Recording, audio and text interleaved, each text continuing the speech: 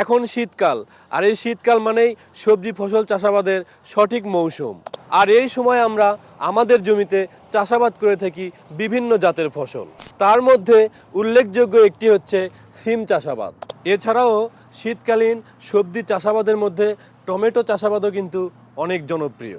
শীতকালীন সবজি চাষাবাদের মধ্যে সিম, টমেটো বা শশাই নয়, এখন মরিচ চাষও হচ্ছে 12টি মাস। আর এই চাষাবাদে সবার একটি লক্ষ্য অধিক ফলন ঘরে তোলা।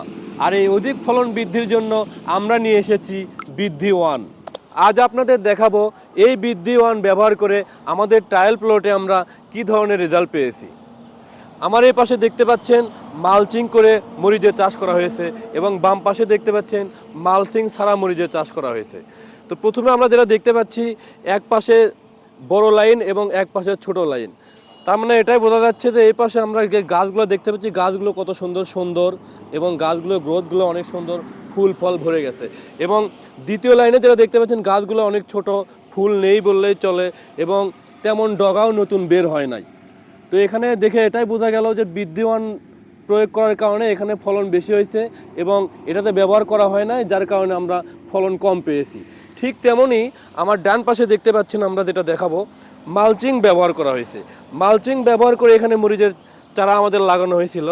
প্রথম যে লাইনটা দেখতে পাচ্ছেন, গাছগুলো দেখুন কত বড় হয়েছে এবং কত সুন্দর, পাতাগুলো কত সুন্দর দেখতে পাচ্ছেন। এবং ডান পাশে যে আরেকটা লাইন, মালচিংয়ের একই জায়গায় দুইটা লাইন, এখানে গাছগুলো অনেক সুন্দর দেখাচ্ছে, এখানে কিন্তু গাছগুলো অতটা সুন্দর দেখাচ্ছে না।